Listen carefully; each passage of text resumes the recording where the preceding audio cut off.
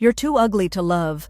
Those 5 words changed everything, and a year later, standing here with the Miss USA crown on my head while his desperate texts flood my phone, I finally understand what power feels like. The memory hits me like ice water every time I think about that night. March 15th. I remember because it was exactly 3 days after my 22nd birthday, and I'd been planning to surprise him with news about getting accepted into that modeling boot camp I'd been dreaming about. Instead, I walked into his apartment, our apartment really, since I'd been paying half the rent for 8 months, and found him with his friends, all of them drunk and loud and completely unaware I was standing in the doorway. That's when I heard it. My boyfriend of 2 years, the man I'd given everything to, laughing with his buddies about how he was only with me because I was convenient and grateful. The exact words are burned into my brain like a brand. "She's too ugly to love, but she pays rent and puts out, so whatever." The sound that came out of his friend Marcus was this ugly, snorting laugh. Then Jake, my Jake, continued like he was discussing the weather. I mean, look at her face. That nose, those thin lips, and don't get me started on her body. But she worships me, man. Makes things easy. My entire world tilted sideways. The keys in my hand suddenly weighed 1,000 pounds, and I had to grip the doorframe to keep from collapsing. Every insecurity I'd ever buried, every doubt I'd ever had about my appearance, came rushing back like a tsunami. All those times he'd seemed distracted when we were together, all those occasions when he'd suggest I skip going out with his friends, all those moments when he'd look right through me. It all made perfect sense now. I stood there for what felt like hours, but was probably only seconds, watching the man I loved tear apart everything I thought I knew about myself. My throat closed up completely. My vision started to blur, and for a terrifying moment I thought I might actually faint right there in his doorway. Then came the rage. It started as a tiny spark in my chest, growing hotter and brighter until my entire body was vibrating with it. How dare he? How dare any of them? I backed away from the door, my legs shaking so badly I could barely walk, and somehow made it to my car without any of them noticing I'd been there. I drove for hours that night, crying so hard I had to pull over twice because I couldn't see the road. Everything hurt. My chest, my throat, my eyes from the constant tears. I kept replaying his words, hearing them in his voice, seeing the casual cruelty on his face as he discussed my flaws like he was reading items off a grocery list. By the time I got home to my own apartment, thank God I'd kept it even after practically living at his place, I was empty, completely hollowed out. I looked at myself in the bathroom mirror, really looked, and saw everything he'd said. The nose he'd called too big, the lips he'd called too thin, the body he'd dismissed so casually. I spent the next 3 days in bed, calling in sick to work, ordering takeout, and crying until my eyes were swollen shut. I kept thinking about all the times I'd catch him scrolling through Instagram, liking photos of models and influencers who looked nothing like me. All the times he'd suggested I try a new workout routine or ask if I'd ever considered getting my hair done differently. All the signs I'd ignored because I was so desperate to believe someone could love me. On the 4th day, something shifted. I was lying there in my pajamas, surrounded by tissues and empty ice cream containers, when I saw the acceptance letter from the modeling boot camp peeking out from under a pile of mail. The same letter I'd been so excited to share with him before my world imploded. I picked it up with trembling fingers and read it again. They'd accepted me out of thousands of applicants. Me, the girl who was too ugly to love. They saw something in my application photos that my own boyfriend couldn't see, something worth investing in. That's when the idea started forming. It wasn't fully formed at first, just a dangerous little whisper in the back of my mind. What if he was wrong? What if they were all wrong? What if I could prove it? I spent that whole day researching. The modeling boot camp was just the beginning. There were pageants, competitions, opportunities I'd never even considered before. Miss USA applications wouldn't open for another few months, but when they did, the fantasy was intoxicating. Imagining Jake's face when he saw me on television, wearing a crown, being called beautiful by an entire nation. Imagining him realizing what he'd thrown away. Imagining him knowing that the woman he'd called too ugly to love was now literally the most beautiful woman in America. But fantasy was one thing. Making it reality would require everything I had. I started the next morning. The modeling boot camp was intense. 12 weeks of posture training, runway walks, photo shoots, and constant criticism designed to break you down and build you back up. Every day I thought about Jake's words. Every time the instructors corrected my posture or critiqued my walk, I channeled that humiliation into fuel. The other girls in the program were stunning, the kind of beautiful I'd always assumed I could never be. At first, being around them made Jake's words echo louder in my head. But gradually, something strange started happening. The instructors started using me as an example. Other students started asking for my advice. In the mirror, I began to see what they were seeing. My nose wasn't too big, it was distinctive, striking. My lips weren't too thin. They were elegant, sophisticated. My body wasn't wrong, it just needed confidence, proper posture, the right clothes. Everything Jake had torn down, these professionals were building back up, but better, stronger. The transformation wasn't just physical. I learned how to walk like I owned every room I entered, how to smile like I had a secret worth knowing, how to look at cameras like they were lucky to capture me. Most importantly, I learned how to see myself through my own eyes instead of through the cruel lens of someone who'd never deserved me. 6 months into the program, I submitted my application for Miss USA. The next 6 months were a blur of preparation that consumed every aspect of my life. Voice coaching for the interview portion, learning to articulate my thoughts with confidence and grace, fitness training that sculpted my body into something I barely recognized in the mirror, etiquette lessons that taught me how to carry myself like royalty. But the real work was mental. I had to rewire 22 years of self-doubt and insecurity. Every morning, I'd stand in front of my mirror and practice seeing myself as beautiful. Not just pretty or acceptable, but genuinely, undeniably beautiful. Some days it felt like the most impossible thing in the world. Other days, I'd catch a glimpse of something in my reflection that took my breath away. I never contacted Jake during this time. I blocked his number, unfriended him on all social media, and avoided the places we used to go together. I needed this space to become who I was supposed to be without the poison of his voice in my head. A few mutual friends mentioned that he'd asked about me, but I didn't want to know what he'd said. This transformation was for me, not for him. Or so I told myself. The truth was more complicated. Every push-up, every voice lesson, every moment of self-discipline was fueled by the desire to prove him wrong. To show him, and everyone like him, that they were blind. That their cruelty said everything about them and nothing about me. When I got the call that I'd made it to the state competition, I cried for an hour. When I won the state title, I cried for 2 hours. And when they announced that I'd be representing my state at Miss USA, I called my mother and cried so hard she thought something terrible had happened. But the real moment, the moment everything crystallized, came the night before the Miss USA pageant. I was in my hotel room, looking at myself in the full-length mirror, wearing the evening gown I'd practiced in countless times. For the first time in over a year, I allowed myself to think about Jake. Really think about him. I imagined him watching the pageant tomorrow night. Would he recognize me? Would he even tune in? I'd heard through friends that he was still living in the same apartment, still working the same dead-end job, still going out to the same bars with the same friends who'd laughed at my expense that night. Meanwhile, I was here. I was competing for the most prestigious beauty title in the country. I had agents interested in signing me, photographers wanting to work with me, and opportunities spreading out before me like a golden road. The woman in the mirror was almost unrecognizable from the girl who'd stood in his doorway 13 months ago. This woman was radiant, confident, powerful. This woman knew her worth. But more than that, this woman had learned that Jake's opinion had never mattered at all. The pageant itself was surreal. Backstage, surrounded by the most beautiful women from all 50 states, I felt a calm I'd never experienced before. All the work, all the preparation, all the transformation had led to this moment. Whatever happened next, I'd already won something more valuable than any crown. I'd won myself back. When they called my name as the winner, the sound of the crowd roaring felt like vindication in its purest form. As they placed the crown on my head and the sash across my body, I thought about every person who'd ever made me feel less than. Every casual comment about my appearance, every time I'd been overlooked or dismissed, every moment I'd doubted my own worth. But mostly, I thought about 5 words. You're too ugly to love. Standing there on that stage, wearing the Miss USA crown, I finally had an answer. Watch me prove you wrong. The media explosion started immediately. My phone, which I'd left with my manager during the competition, was flooded with notifications. Interview requests, appearance offers, congratulatory messages from people I hadn't heard from in years.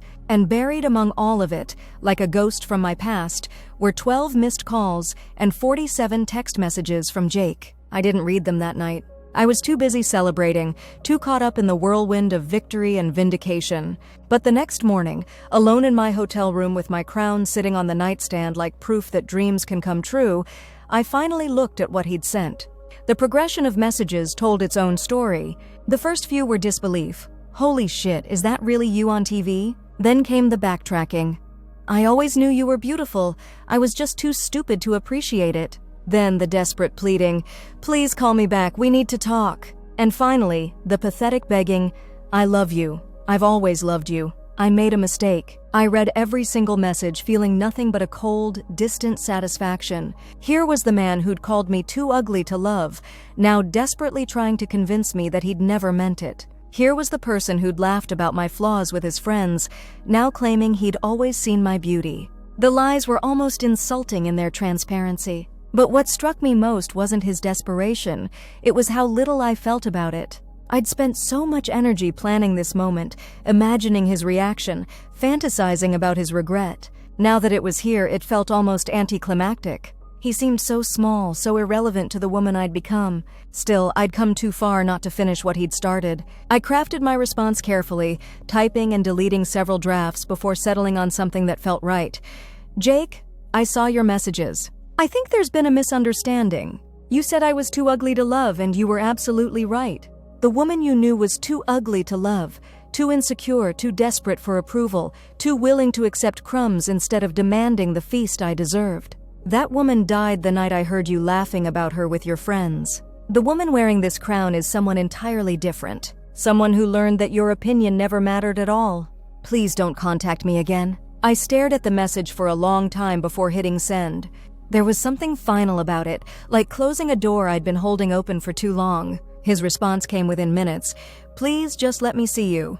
Let me explain. I can change." I deleted it without reading the rest and blocked his number. The next few weeks were a whirlwind of appearances, interviews, and opportunities that felt like living in a dream. Everyone wanted to know my story, the transformation, the journey, the inspiration behind my success. I learned to tell it in a way that focused on my growth rather than his cruelty, but the truth was always there underneath. During a radio interview 3 weeks after winning, the host asked me what advice I'd give to young women struggling with self-esteem issues. "I'd tell them that other people's opinions of your worth are just opinions," I said, the words flowing out with surprising ease. I spent too many years seeing myself through the eyes of people who didn't deserve the privilege of looking at me. The moment I started seeing myself through my own eyes, with compassion, with possibility, with love, everything changed. "Was there a specific moment when that shift happened for you?" the host pressed. I thought about Jake's apartment, about standing in that doorway, about the sound of their laughter echoing in my memory. "Yes," I said quietly. "There was a moment when someone's cruelty became so obvious that I couldn't ignore it anymore. It broke me completely. But sometimes you have to break before you can rebuild yourself into something stronger." After the interview, I sat in my car for a few minutes, processing what I'd said. It was true, Jake's cruelty had broken me. But in breaking me, he'd also freed me from the prison of seeking validation from people who were never capable of giving it. That night, I looked at myself in the mirror. Not the practiced public mirror looks I'd perfected for cameras and appearances, but a real, honest look at who I was now. The crown sat on my dresser, catching the light from my bedside lamp. My reflection showed a woman who was undeniably beautiful, but more than that, she showed a woman who knew she was beautiful. The difference was everything. I thought about the girl who'd stood in Jake's doorway 13 months ago, devastated by words that had felt like absolute truth. I wished I could go back and tell her what I knew now, that his words said everything about his limitations and nothing about her worth. That she was already beautiful, already valuable, already deserving of love. She just needed to learn how to see it. But maybe the pain had been necessary. Maybe I'd needed to fall apart completely to find the strength to build myself back up. Maybe Jake's cruelty had been the catalyst for a transformation I never would have undertaken otherwise. The thought was both liberating and heartbreaking. 3 months after winning Miss USA, I was at a charity event in my hometown, my first public appearance back where it all began. The venue was packed with people from my past, high school classmates, former co-workers, childhood friends. Everyone wanted photos, everyone had congratulations, everyone claimed they'd always known I was destined for greatness. It was all very surreal. I was mingling near the silent auction tables when I saw him. Jake was standing by the bar, wearing a suit that didn't quite fit, looking older than his 24 years. Our eyes met across the room, and for a moment, time seemed to freeze. He started walking toward me immediately, weaving through the crowd with a determined expression that I recognized from our relationship. It was the look he'd get when he thought he could charm his way out of trouble. "You look incredible," he said when he reached me, his voice carrying that familiar tone that used to make my heart flutter. "I mean, you always looked incredible, but now I have a crown to prove it?" I finished, my voice steady and cool. He had the grace to look embarrassed. "That's not what I meant." "It's exactly what you meant, Jake. And it's exactly the problem." People were starting to notice our conversation. I could feel phones being discreetly pulled out, pictures being taken. This would probably end up on social media within the hour. "Can we talk somewhere private?" he asked, glancing around nervously. I considered it for a moment. Part of me was curious about what he thought he could possibly say that would matter now. But a larger part of me, the part that had spent months learning to value my own time and energy, knew that nothing he said could add anything meaningful to my life. "I don't think there's anything left to say," I told him simply. "There's everything left to say," he insisted, stepping closer. I was an idiot. I was cruel and stupid, and I didn't appreciate what I had. But I've changed, I've grown, Jake. I said his name quietly, but something in my tone made him stop talking immediately. "Do you remember what you said about me being too ugly to love?" His face went pale. "I was drunk, I was showing off for the guys, I didn't mean—" "You meant every word," I said, still speaking softly. "And you were right. The person you were talking about was too ugly to love. She was insecure, desperate for approval, willing to accept scraps of affection from someone who didn't value her. That person was ugly, not physically, but in all the ways that actually matter. She was ugly because she couldn't see her own worth." He opened his mouth to protest, but I held up a hand to stop him. "But here's what you never understood. I was never the problem. My appearance was never the problem. The problem was that I was looking for love from someone who wasn't capable of giving it. Someone who measured worth by conventional standards and saw relationships as transactions. Someone who confused cruelty with honesty and weakness with love. I could see people around us starting to listen more obviously now, but I didn't care. This needed to be said. "I'm not angry with you anymore," I continued, and I realized as I said it that it was true. "You gave me the greatest gift you could have given me. You showed me exactly who you were and exactly what I was worth to you. It hurt at the time, but it also set me free. Please," he said, his voice cracking slightly, "just give me another chance. I can prove that I'm different now." I looked at him, really looked at him, and saw someone who still didn't understand. He wasn't apologizing for what he'd said or how he'd treated me. He was apologizing for getting caught, for missing out on being with Miss USA, for losing something that had become valuable to other people. "The woman you want another chance with doesn't exist anymore," I said gently. "She died the night you called her too ugly to love. The woman standing here now has learned that she deserves someone who sees her beauty from day one, not someone who only recognizes it after a crown confirms it for them." I started to walk away, then turned back one more time. "I hope you find someone who makes you want to be better than you were with me," I said. "And I hope you learn to love them before they have to prove their worth to the world." I walked away before he could respond, moving through the crowd of familiar faces with a grace I'd spent months perfecting. Behind me, I could hear the buzz of conversation starting up again, people processing what they'd just witnessed. In the bathroom, I looked at myself in the mirror and smiled. Not the practiced, camera-ready smile I'd perfected, but a real smile of genuine happiness. I'd just closed a chapter of my life that had been open for far too long. When I returned to the event, Jake was gone. Someone told me he'd left right after our conversation, looking shaken. I felt a brief moment of sympathy for him. It couldn't be easy to come face to face with the consequences of your own cruelty, but mostly I felt relief. The conversation had given me something I hadn't realized I still needed: closure. Not the vindictive, triumphant closure I'd fantasized about during my transformation, but something deeper and more meaningful. I'd looked the person who'd wounded me most deeply in the eye and told him the truth about what his words had done and who I'd become because of them. Most importantly, I'd done it without anger, without cruelty, without any desire to hurt him the way he'd hurt me. I'd simply told the truth. That night, alone in my hotel room, I took off the crown and set it carefully on the nightstand. In the mirror, I looked at myself without any titles, without any external validation, without any proof of my worth beyond what I could see in my own reflection. I was beautiful. Not because a panel of judges had declared it, not because millions of people had watched it happen on television, not because my transformation had been so dramatic that it made headlines. I was beautiful because I could finally see what had always been there. Jake had been wrong about almost everything, but he'd been right about one thing. The woman he'd known had been too ugly to love. Not because of her appearance, but because she'd been unable to love herself. She'd sought validation from people who were incapable of giving it, measured her worth by standards that were designed to keep her small, and accepted treatment that fell far short of what she deserved.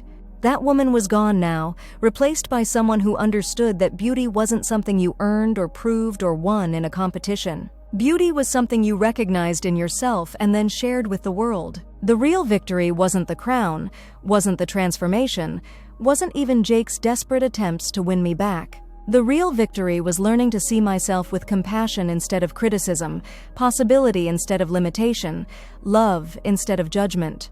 Standing there in that hotel room, looking at my reflection without any costume or crown or external validation, I finally understood what power really felt like. It wasn't the power to make others want what they'd rejected. It wasn't the power to prove critics wrong or make ex-boyfriends regret their choices. It was the power to define your own worth, to see your own beauty, to love yourself so completely that other people's opinions became irrelevant background noise. Jake's words had nearly destroyed me, but in the end, they'd led me to the most important discovery of my life. I had never needed anyone else's permission to be beautiful. I had always been worthy of love. I had just needed to learn how to give it to myself first. The woman who was too ugly to love was dead. The woman who remained knew that she had always been worth loving, crown or no crown, pageant or no pageant, validation or no validation. And that made all the difference.